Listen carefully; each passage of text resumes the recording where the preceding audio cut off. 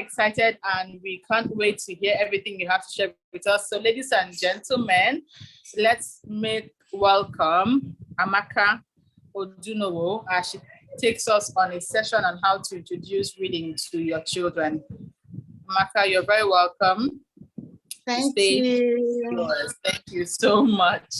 Good evening. Thank you, everybody. So many questions. So my tip is, let's go through your session real quick because I foresee so many questions coming your way. No problem.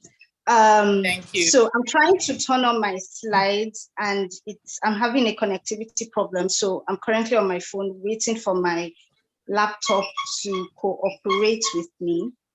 But in the meantime, I'm just going to go ahead and then whenever it decides to, okay. Sorry, give me a second. It looks like it's cooperating. Is that okay? I apologize. It's okay. No worries at all. No worries. Okay. So whilst we're waiting for that to be sorted, I'm going through the comment section to see if we have people from Ibadan who have responded. Yes, UK, we're coming to you. Woo-hoo-hoo. Ilashe, you're from Ilashe. Ilashe, try and connect us in Landmark. We'll find something from you. So I can see Ibadan. We have 2 people. Osahan, thank you. Tony, you're from Osun State. It's not far from Ibadan. Well, I'll leave that up to Tommy. Tommy will let you know if you can do that because you need to know that the logistics for taking the gifts would be up to you. So if that's something you are willing to accommodate, then sure, I'm sure you can work out the details with Tommy. This is for Tosin. But to every other person, we'll see you at Landmark tomorrow. Please come in really early and come in prepared. Fantastic. All right. Tommy will reach out to you, Tosin. Thank you for responding.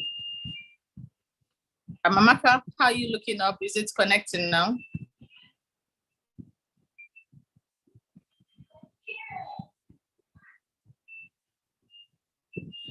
Dr. Bola, what is this about gifts again? Oh, a wonderful supporter has gifts for 3 mothers or for 3 parents who are in Ibadan.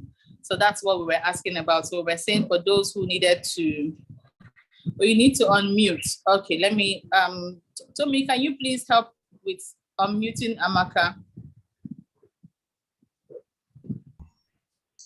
Hi, thank you. Great. Good evening. Can you see me? Can you hear me? Yes, we can see you. We can hear you much better. Can I share my screen, please? Absolutely. Awesome. Okay, so let me get that done. Good evening, everybody. It has been powerful here. I've had an awesome time with Mrs. Kumbi and an awesome time with Mrs. Oye. It's okay. I can't share my screen yet, please. It's been absolutely amazing. Thank you so much for having me. My name is Amaka Odunowo. I am a family strategist and a homeschooling mother. I am also, should I say, a homeschooling graduate. I was partially homeschooled growing up, so I'm kind of like sitting in that space. Oh, wow. Experience, and yes, my amazing mother. Please try sharing your screen now. I'm sure you have access to do that now. Yes, I do. Okay.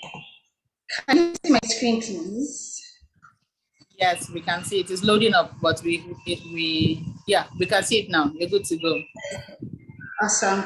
So my name is Amaka and I'm just going to go run straight through. The main reason I have slides is because I'm very passionate about this topic and slides help me to stay focused.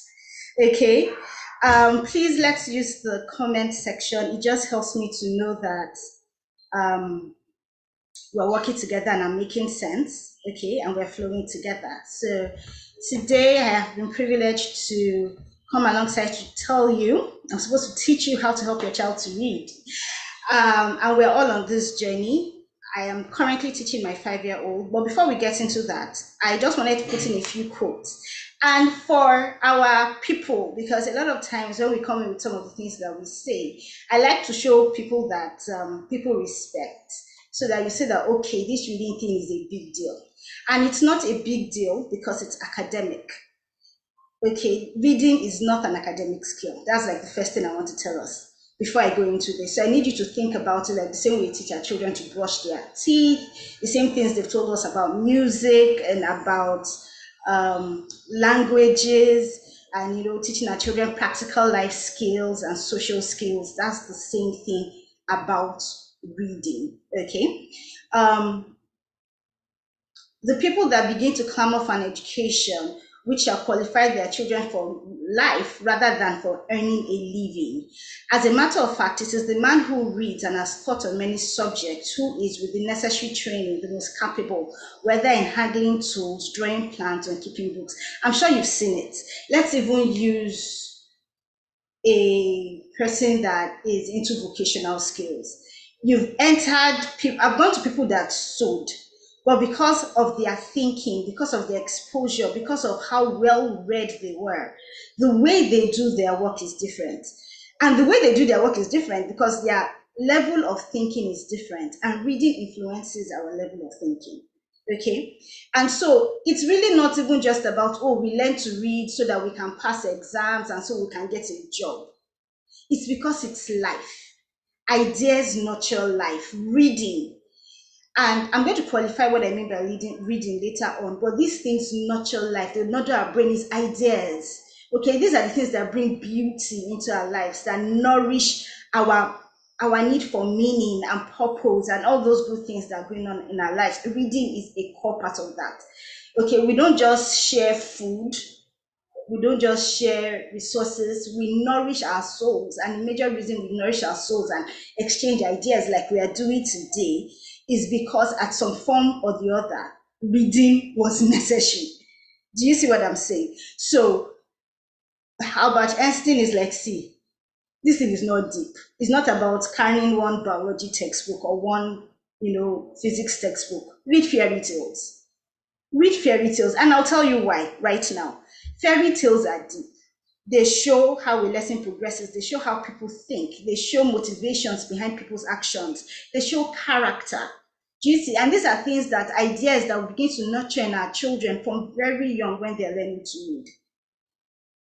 Okay, Bill Gates says, I had lots of dreams when I was a kid. And I think that a great deal of that grew because I knew how to read. We talk about people like Bill Gates because, oh, they didn't graduate. But a lot of people that the world says, oh, this person didn't graduate from school, like this person is a dropout. If we check it, they are avid readers. So while they don't have an academic education, they're actually very well educated. Do you get the difference? So reading is key.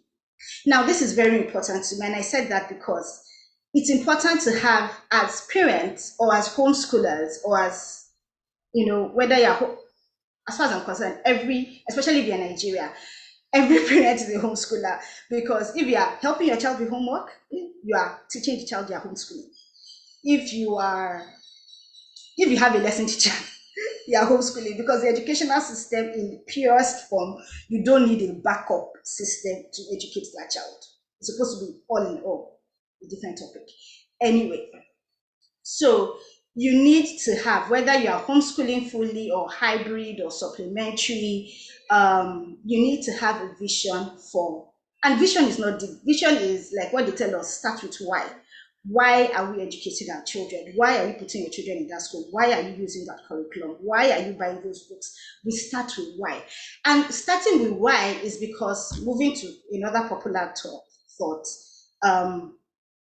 we begin with the end in mind, really just our mission. So our mission is basically, how do we want to get things done? Okay, so our vision is our why, and our mission is our how.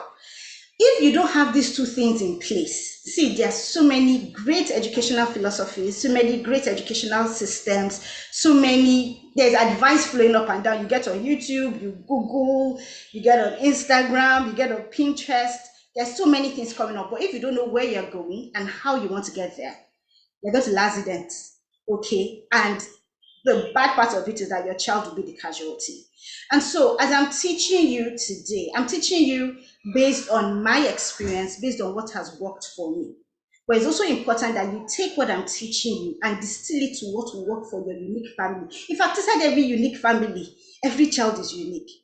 I can get into a class of 30 and I'm teaching all 30 children, but all 30 children are going to learn at different places and at different times. Even in my home, my firstborn is 9. She started reading hymn books at 3. My second born is 5.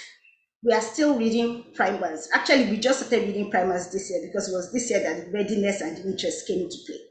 And 5 is very okay to read. Do you see? Same children, same home. Sorry, different children, same home, different processes. And we need to be very, very okay with that. Okay? Let me get my notes. So it's important that we know where we are going and know how we are going. Now, I'm not going to dig too deep into this. You can Google all this information up. What does reading help our children to do? It helps them to think for themselves. Because they're getting so many ideas, naturally, their brain starts to distill. Which ones do I want? Which ones do I pick? They start to synthesize and evaluate what works. They evaluate critically. I read this in this book. I read this in this other book. How will these things work? Okay, longer attention spans. I'm not like it's harder to be distracted when you're reading paper and pen, like you sit down there.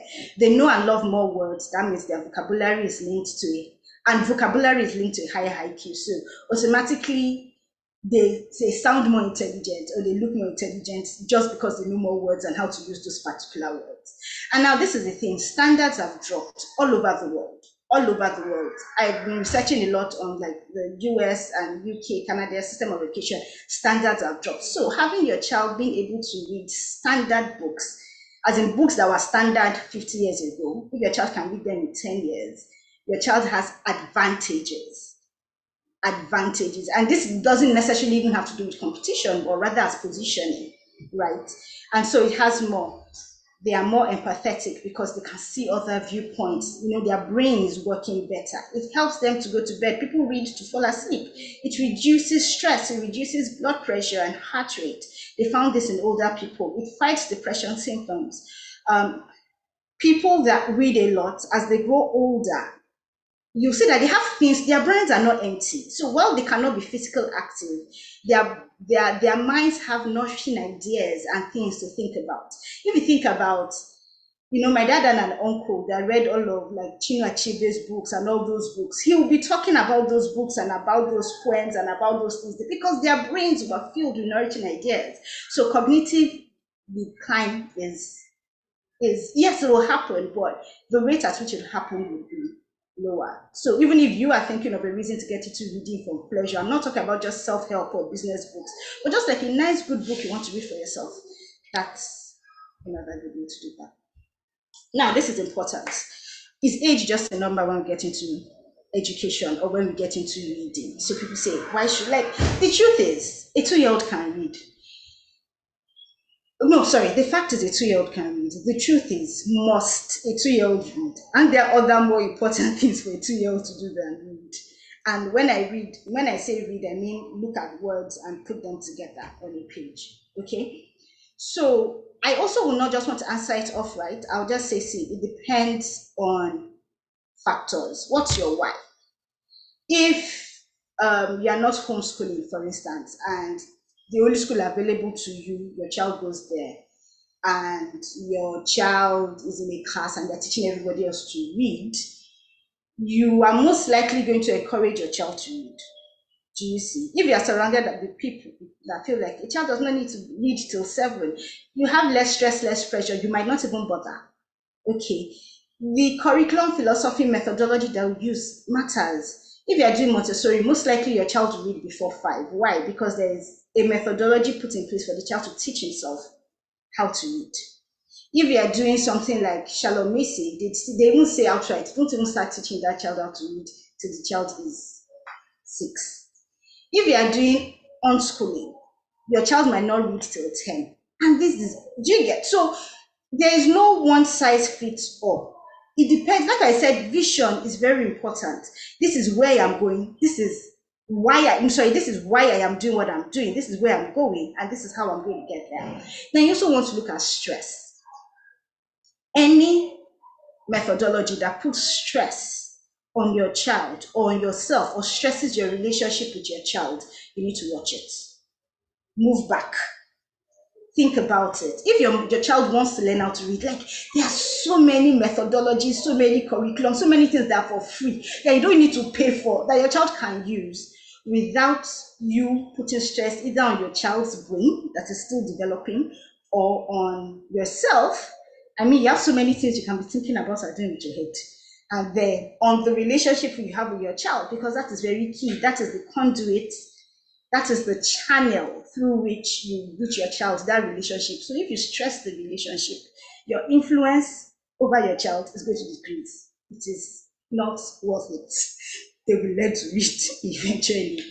And then don't just look at, when it comes to education, especially in our country, in our continent, we are very focused on finishing. Okay, we're very focused on, when you're finishing a house, on POP and lights and the kind of windows and the kind of furnishing I have in the house.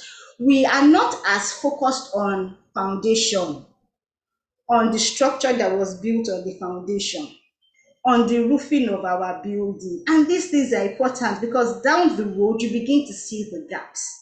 You begin to see the gaps down the road, and you really, it's not a good place to be. So you now have a 15-year-old that is failing an exam, not because the child is dull, but because, do you get? Or you have an adult that doesn't want to read because the person was stressed and the person only meant to read as an academic exercise. And so the person just, as soon as I finish my exams and I graduate from university, I pack my books, give my parents, and I'm not reading again in my life. What's the point? Reading is beautiful. Reading is enjoy. Reading is graceful. Reading brings life and nourishes our brains and does all those great things. So before we start pushing all those things out, let's lay the proper foundation. Now, who am I and why am I saying this? I've said it before, I was partially homeschooled. I love books, I love reading. My friends know that I'm more likely to buy books into my home, even as a married woman, than I am to buy food and clothes for my children. It has been known to happen. We'll just manage and eat whatever we have if I see a book I want to buy. And I mean, homeschooling families are typically on a budget, but yeah, we do things like that a lot, and we have not died. We're fine. Anyway, I was doing the calculation when I was doing this. I realized that actually it's like 100. I wrote 60 children, but I realized it's like 100 children that I've successfully taught, and I'm proud of it. 4 to 6 year old because I taught nursery 2 or nursery 3, depending on the school, how to read. And then in teaching the children, I always ended up coaching parents because you cannot teach the children a life skill without incorporating the parents. Otherwise, it's going to be an academic exercise. Even if it's done, like we have 30 minutes literacy period every day. So if it's only that 30 minutes every day you used to read, what's the point? I'm teaching you, you're not learning to enjoy it or regurgitate it. So I was coaching parents throughout that time, and even after my years in school, because people saw my children, they were like, oh, how did you teach your children to read? Or how did, rather my daughter, my oldest daughter, how did you teach her to read? Coach my friends, that kind of thing. So parents and other teachers as well ran trainings for schools, things like that. I used the example of my 9-year-old that I taught her to read, and recently this year, this is the book. This was my book that I had years ago, and this is the book Madame picked up that she's reading. And I was scared because I was, first of all, like the writing is so small, so I wasn't even sure if I should let her read it. And then it has all these ideas on it. I wasn't even sure she would understand it because it's Ben Hur. The language is old KJV Shakespearean language, right? Has she finished the book? No. She picks it up, she reads it a little bit, she drops it. She picks it up, she reads it a little bit, she drops it. Okay, and she's been on it for an entire year. She hasn't finished it. But I'm telling myself it's hypertrophy. Her muscles are stretching. Like, there's a way you stretch a rubber band, you can never go back to the original size. Things are changing and working. Her language is changing. What she's thinking about is changing. How she sees the world is changing. It's made her more like, okay, so we do shalom. We're eclectic, but we lean a lot towards shalomism. And so we try to do this. We don't really do the book of centuries, but we just connect the ideas. And so she's like, Mama, do you know that Lew Wallace, the person that wrote it, that his brother met Edison? Like, you think it was a bit, and I was like, how did you connect? She said, yeah, she read the introduction, she saw the name, it looked like one person's name, so she went back to one other book. And I was happy because for me, this is education. That's the goal. Now, is she one of those children that, you will take and do all this competition with? No. But she's making those connections. Now, on the other hand, my 5-year-old is not reading any book by herself yet, but she is currently making me read this to her, The Lion, the Witch, and the Wardrobe. We're reading a chapter a day. And if I don't read it, she gets very upset. And then, as an audiobook, she's listening to Heidi, which is another book. The writer of Heidi was born in 1827, died in 1901 or something. So it's like a very old book, a very old language, lots of words, and that's what she's listening to.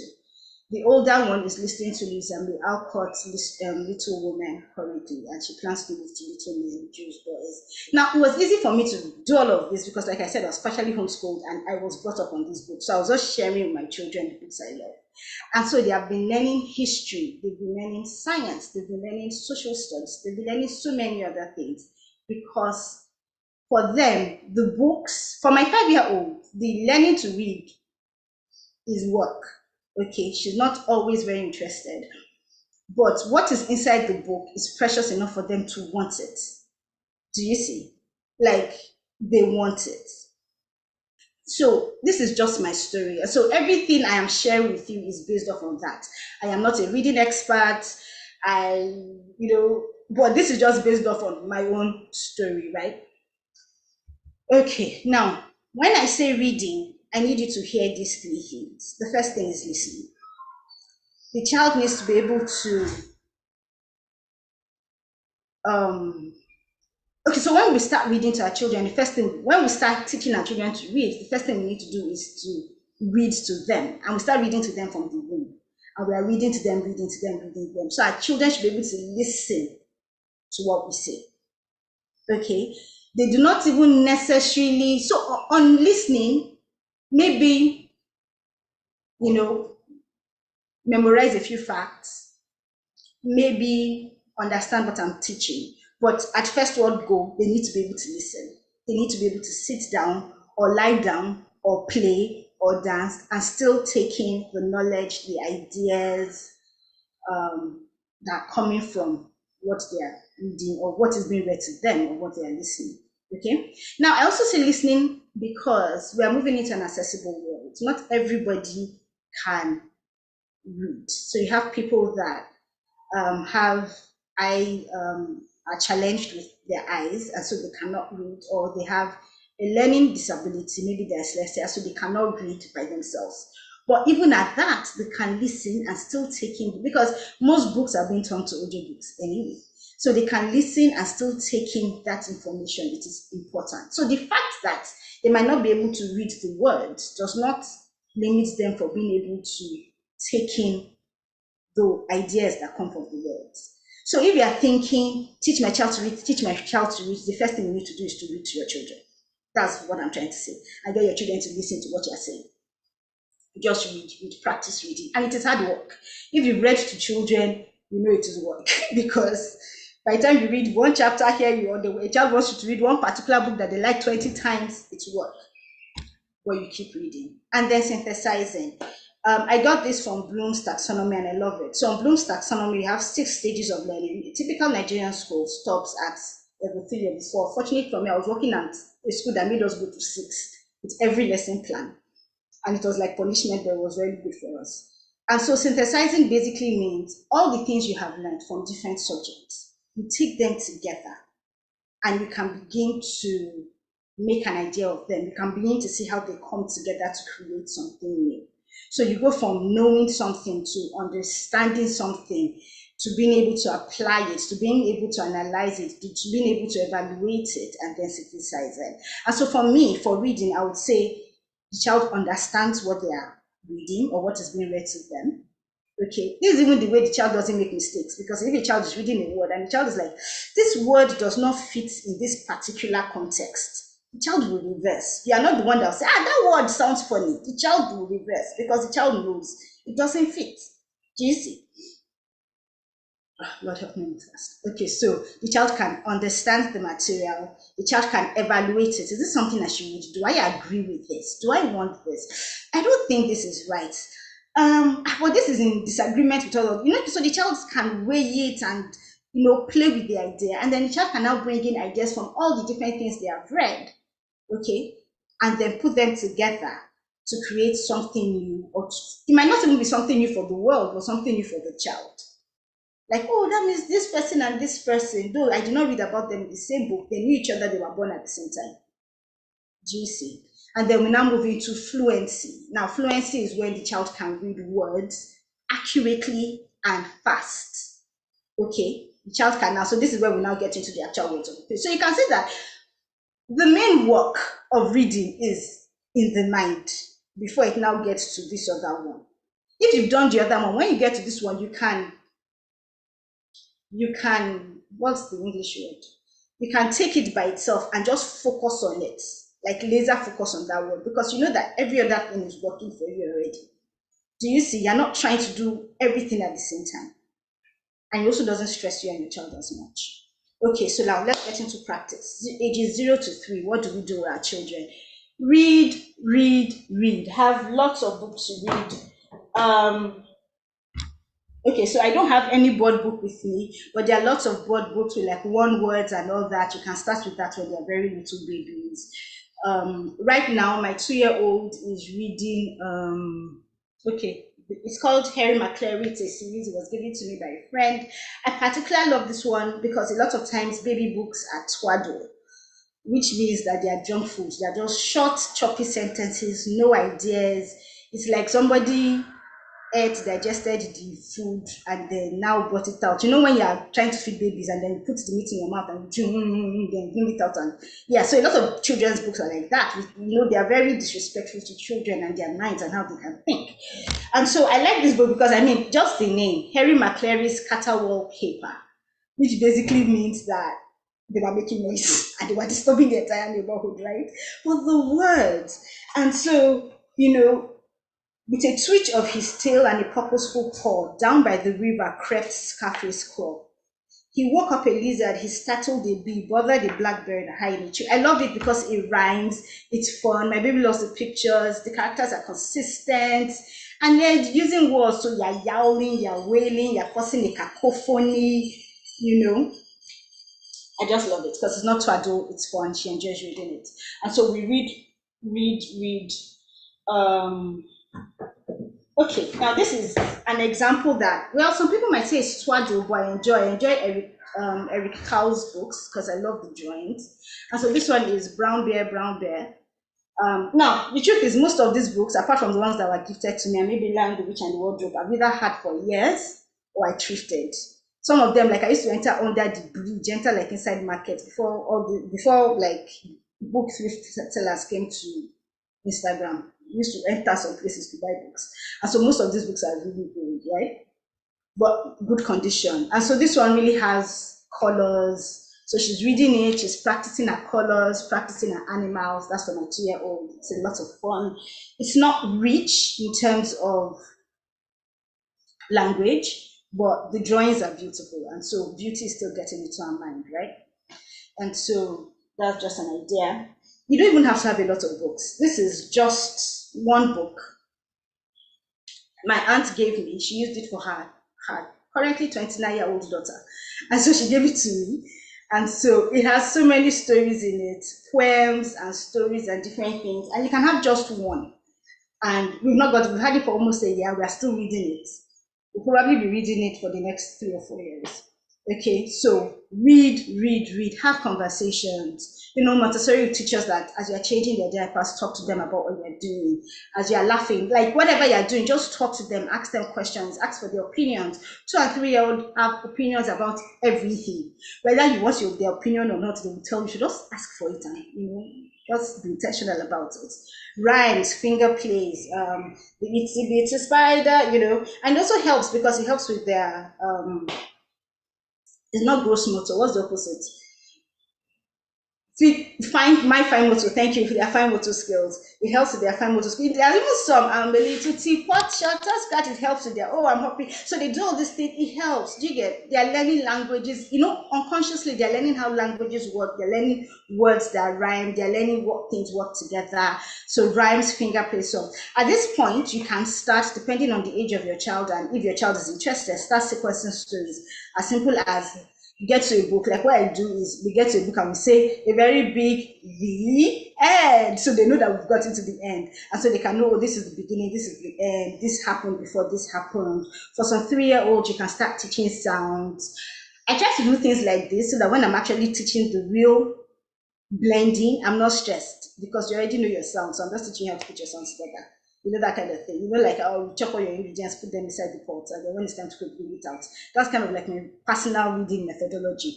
And so, you know your sounds, and then my favorite method of teaching sounds is Jollyphonics, primarily because I was trained in it. Secondly, because Jollyphonics is the only place I know that has 42 sounds. The alternates, which are also a lot, has even before they got an app, they had videos, they had audios, they had posters. And so even I didn't even buy all their resources. I just bought their posters 10 years ago when I was teaching. I bought it for myself to use in my classes. And so I've used them for my children throughout, right? And then, you know, I had a couple of books that I photocopied here and there for them. So I prefer Jollyphonics. It works for me. I would share, if I have time, I have a few resources I will share with you here just to show you how I use them. And so I teach the sound. Jollyphonics is easy because the way they also arrange the sound, they do it synthetic, so they don't do ABC, right? They do it in groups of 6, and they have 7 groups for the 42. And so they start with S, E, T, P, in. And so the idea behind that is with the first sound, if you want to start teaching your children how to read immediately, you can. Because the first sound is, and it has a drama, it has an action, it has a song. The children say the word, you can tell them a story with it, so they have fun, and it goes, the child knows it. Then now teach E, so the child can now say S, E, or the child can say E, S, if you want to start teaching reading immediately. So that's one reason why Jollyphonics works so well for an educational system. It gets the work done fast, and the children are not stressed. And then you can practice your blending, which is like putting sounds together to make a word. We'll do a practical at the end. So 4 to 6, everything we did in 0 to 3, we continue. And then we are sequencing stories, I've talked about that. We're teaching sounds, I've talked about that. We are blending, I've talked about that. So blending is different from reading because of fluency. So if I am blending, I am saying either at cat, or I'm saying at cat, right? But if I'm reading, I'm saying cat. Do you see the difference? So we're practicing reading, we're practicing blending. We're reading short words, we're doing word pattern games like maths, sats, facts. You know, we're just playing with things like that. We're learning sight words. Those are words that don't have, you know, they don't follow sounds. You just have to learn it and say it. We are reading primers. Now, primers are not as popular. Are we still together? Am I making sense? Primers are not as popular because, you know, they've kind of like gone out of fashion. But what they do, yes, we're following. Awesome, thank you. So what they do is that they help to build confidence and they help to build fluency. Okay, they build confidence and they build fluency. They are not interesting, they are typically boring. I have an interesting one I'm going to share. It's on my slide here. Okay, and so like Queen's Premier, right? They are rhyming words, the child is reading them over and over. But at the end of the day, the child is memorizing it, is memorizing the word pattern. The child is not trying to blend it because somewhere their brain, the neurons are beginning to connect in their brain and they are beginning to see how this thing works. So please do primers. Do primers. We are reading longer words if possible. If they have storybooks, I'll show you how it works. There's something called fries, first 100 words, and it has like the most popular words in English. It has 1,000 words. He made a list of the most high frequency words that you find in written material. But the thing about it is that his first 100 words, I think they're paying like 50% of written material, and the first 25 are paying like almost any page. You see, like of art, things like that. So a child even not having those roadblocks or those very simple high frequency words helps build fluency. So even if a child cannot really read, It's still in that emerging beginner reader. There's a confidence. And when a child is confident, the child will try anything. And that breeds resilience, builds with confidence. And that's what we want, where our children are resilient and they feel like they can do anything and their esteem is growing just because they can read. You can introduce comprehension. I'm not really a fan, but you can introduce, oh, who is this person? What did this person do? Blah, blah, blah. I prefer narration. It's a shalomacing thing where the child has to take, remember we're working towards synthesis, right? But the child has to take what the child read and tell it back to you in the child's own words and go into as much detail as possible. This is not a summary thing. The child is just, so this thing that we read, and the child has to now like, so the child is learning to pay attention because the child knows, oh, I'm going to be asked what I read, and the child gets extra points. We're not really marking, but you get what I mean, for like going into detail about like colors and experiences and expressions and things like that. So those are good things to do. Ages 7 to 9, and I'm stopping at this age for our group today. Comprehension and narration, please pardon that. I typed disgrace anyway. Comprehension and narration. Discussions. Now we want to start having discussions. We want to be challenging thoughts. You want them to be challenging your thoughts. You want to be introducing new perspectives. This is where we are raising critical learners and critical thinkers. Okay, let us discuss, like the way people face themselves and discuss politics. Let us read a book and talk about it. Okay, this happens age 7 to 9, and a lot of times they'll come and talk to you by themselves. You don't even need to start, especially if it's something they're interested in. And then you can be like recently I've been she's looking at me from outside my window. But I've been disturbing my daughter because she's really into biographies. And because of the last school she was in, it was a US based school. So she was really into biographies of like US based. So she's really been like Barack Obama, Michelle Obama. She has all these biographies and she's reading them. So I was like, so what's the big deal?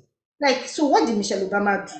Why she married Barack Obama when he was president. So, and she was not trying to prove to me why she was a big deal. And I was like, do you get? And so it was sharing ideas like, I'm not going to go into this. At this point, we want to be moving from no picture books. We want to be moving into books that do not have pictures. Okay, it's slow. We want to be going into interest-based books. And it can be anything. It doesn't even have to be fiction. Biographies, geography, science, anything. Anything we're interested in, sewing, drawing, anything we're interested in, let's read. Let's be playing with the dictionary. Let's open up the dictionary, look for the meaning of words. Let's use thesaurus. Let's just have fun, and play games. And I say this word, oh, you actually mean this, okay? I say at the end of the day, it's still reading. So you still don't stop reading to your child. So you're reading, and your child is reading. Whew, okay, so I don't know if I'm up to time, but I was trying to be fast. All right, so let's move. Awesome. Okay, so now let's have a very practical session. Okay, you can practice with me. I don't know if anybody's allowed to read. And also, these are just ways in case you have never tried to teach your child how to read. You're going to use maths.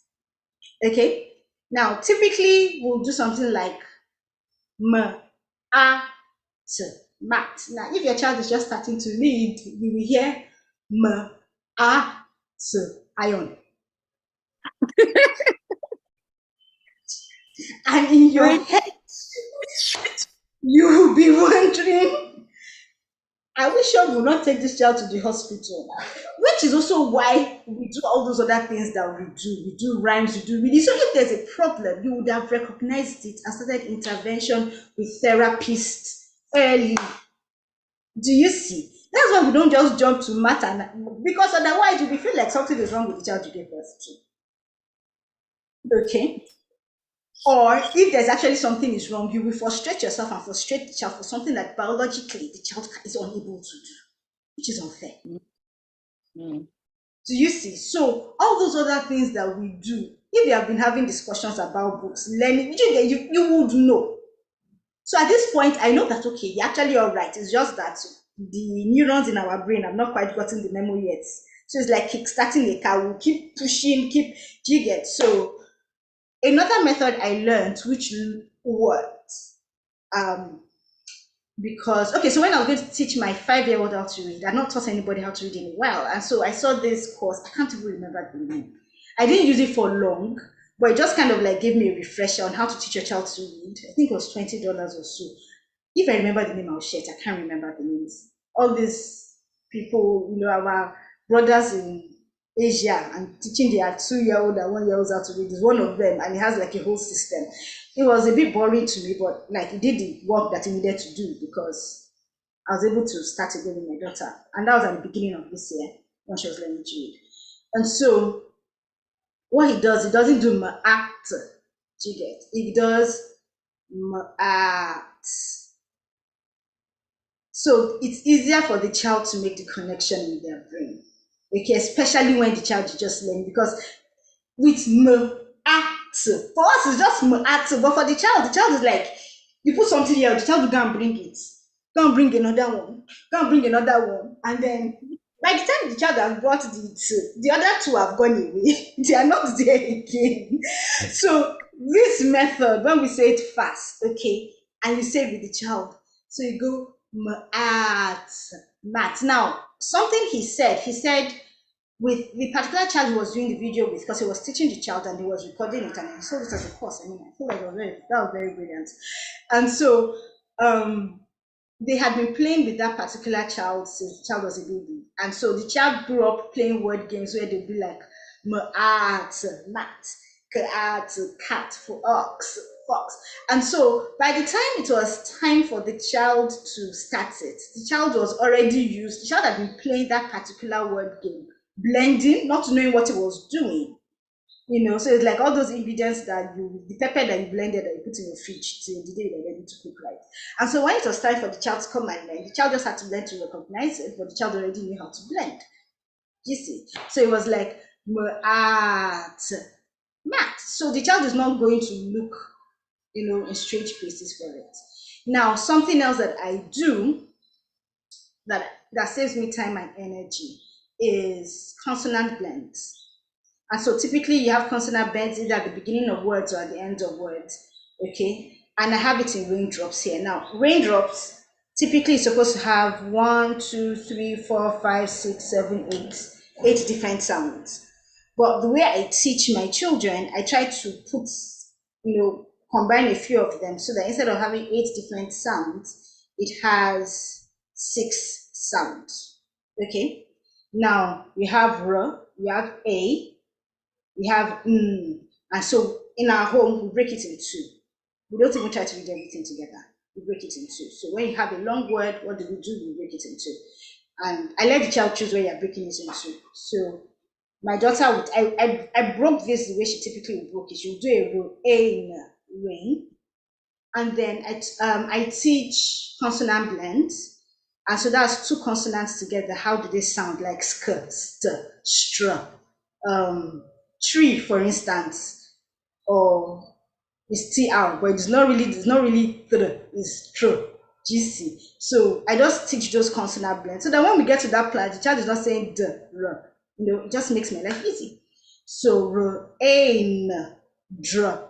So rain, and then we now do draw ups. Now P and S or S and P, I teach it as a blend as well. So draw ups.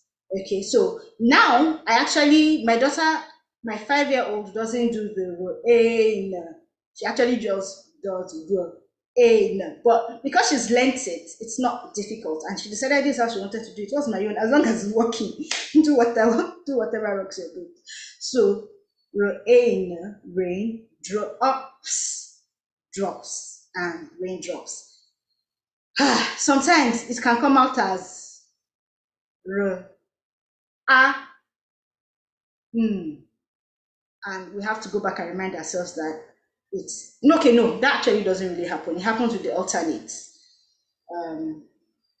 or with the magic E. So if there was an E, it will happen with the magic E, but it really doesn't happen like this because she's learnt her sounds and she learnt it with action, she learnt it with story, she learnt it with everything, and so it's fun. Okay, and so did this help? This is like practically, so this is what we do in learning a sound. You can't avoid this one. You have to do the work. It's going to take you a while. Sometimes it takes 6 weeks for a child to catch it. Sometimes it takes 8 weeks. Sometimes it takes, when I was teaching, I'll have like children that for the whole first term could not blend. But they will enter second term, week 4. It's just like pa pa pa pa pa. So just, stay with it. And so we also have sight words, because not every word uses sounds. Thank you. Not every word uses sounds. And so typically I teach two, and I only teach two because I was trained with Jolly Phonics, and in Jolly Phonics we teach two per week, and typically we teach the two at once so that we can be revising them for Monday. We teach on Monday and then we revise from Tuesday to Friday, and then on Monday we can start the next one. So I just continued it. You can actually teach one, but I teach two just because. And so this one just spell it. There's nothing you can do about it. It is THERE there. THERE there. So what we now try to do is now try to make it. So we whisper it. Let's shout. THERE there. Let's like that one. Do it. THERE there. There are so many different things, but just try to have fun. Okay. And then we'll use it in sentences. I am here. You are there. And then we'll now spell it. THERE here. HERE there. Sorry, HERE here. THERE there. That kind of thing. Stop laughing at me. And so, sorry, my 9-year-old is peeping from the window. And so, yes, so just use it in a lot of sentences. When I was in class, the children will write it. My 5-year-old is not learning to write. She writes, but she only writes like what she has decided to write. I'm not teaching how to write. We're going to do that one after we learn how to read, because I'm homeschooling. I can decide to make those kind of choices. Yeah. So, and then with sight words, you do consistent revision, because they can forget, and it's okay. So, I have a chart on my wall, like we've learnt it, and we put it there. And some people don't like wall charts, like it's too reminiscent of a classroom. So have index cards, or have something, maybe you record it on your phone and then you play a voice note and then the child has to spell it. Something, just have a method that the child can use to revise it. Okay, now, here's how I wrote it. Be very patient. In fact, this is a matter of long suffering. Okay. It's a new skill. Their brains are learning something new. Like neurons are coming together, which is why we like to say start doing all those foundational things, so that when you get to the point where they need to start learning, they are not doing so many things at the same time. Okay. It's a big deal. Even you as an adult, when you introduce new things in your office, or new tech, you know how it takes you to learn it and how you first of all complain. So please, it's a very big deal. And then we need to be diligent. We need to be consistent. We need to be faithful. Not just in practicing reading, but in reading to your children. Like all these things, all these building blocks. That's because we keep reinforcing the foundations that we have. We keep reinforcing them when we do these things. Then flexibility and adaptability are key skills to have. You can start using a book and you are not enjoying it, your child is not enjoying it. Sister, stop. Or brother, like something is not working for you, change. You want to read and you're used to sitting at table and desk, and your child wants to lie down on the floor and recite their tricky words. Are they reciting it? Are they not reciting it? Like let's stick to the issue. Okay, if you are teaching department, teach department. If you are teaching reading, teach reading. Let's be adaptable. We can read out. Like there are days that you literally need oxygen and vitamin D for brains to work. And I'm not joking. Even in teaching in class, there are days that you just see this thing is not working. I will pack the children outside. You go and sit inside the sun. Early morning sun, that's 9 o'clock sun. You will notice that brain start to. It's a thing that happens. People are cranky. Everybody go outside, spread out the mat, listen to your audio book. Do you get? It's not working to read in the morning. Okay, let's go and dance. We'll come back and read in the afternoon. Okay, you're not a tree. You can move, you can shift, right? So please be flexible. And because when we are even flexible and adaptable, we teach our children these things, and these are key skills they need to have in this century. All right, I'm going to stop. I hope this helped you. Thank you so much for listening. With these few points of mine. These few points of mine. Okay, do Thank I have time you. to show you resources or? Let's take some questions first, and then we'll go with the resources. Okay. Yes, take some questions. We'll go to resources because I feel like you can always attach the resources as a picture and send it alongside your presentation. But the Yes, questions I will just probably wanted need to an. share a few thoughts, but it's fine. Please go ahead. Please go ahead. Go Okay. ahead. Um, Yeah, I can see my let me see. Tommy says you can go ahead. So please. Okay, can you still see my screen? Okay, Yes, so yes, we can. I'm going to share the link for this one. I'm not allowed to share this particular link, but I was talking about consonant blends, and sometimes you really don't need to stress yourself. Now we can buy stuff on the internet, but if you are homeschooling, you're on a budget. If you are not homeschooling and you are supplementary schooling, you're probably also on a budget because you're full fees. So let's try. I'm going to be sharing free resources with us that have worked for me. And so I just brought this out. I'm just going to send it so you can see color, it's draw, spur, score. So a child is reading and the child doesn't have to bother trying to sound these words. In the child's brain is already one. It just makes life easier for all of us. Price first 100 words. You see what I'm saying? So like this first 24, which is on the first column, you see the, of, and, a, to. Okay, just very basic words that you see almost everything that is written. And so if a child even knows this one, even if the child cannot read, but the child is fluent in this one, any book the child picks up, the Bible, a hymn book, newspaper, the child will see words that he can read or she can read and just be able to flow and just be able to flow and read and just be able to, sorry.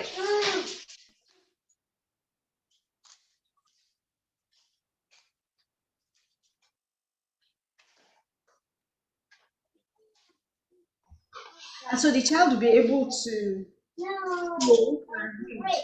The child will not have to think of blending. Just makes life, the child gets more confident and it makes fluency easy. Now, I was talking about vision, where you are going and why. See this. Um, I'm putting up this is like one of the things I'm using to teach my children how to read, right? The book series I'm using to teach my children how to read. This is the last book in the series. So by the time they go through this series, this is what they'll be able to read. And I don't have time to go through it, but if you look at it, it's very rich. Somebody even once shared that children that can read this and understand it don't have an issue with research papers, don't have an issue with legal speak. I mean, without going to the university, you can take something, read it and understand it without being trained in it, because it's hypertrophy. Your the muscles of your brain have grown to like hard things. Because I'm going to be sharing, and I'm sharing this particular one because I'm going to be sharing this resource. I was very stingy with it earlier, but it's been making difference in the lives of people I've been sharing it with. And I'm like, we need this help. There's too much to do. Our children are reading.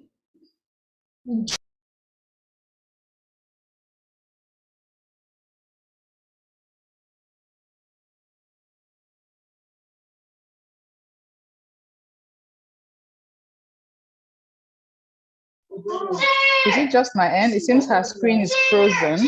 Oh, okay. I thought it was just okay. No, it's That not screen. just you. Yeah. Amaka, I don't know if you can hear us. Your screen is frozen.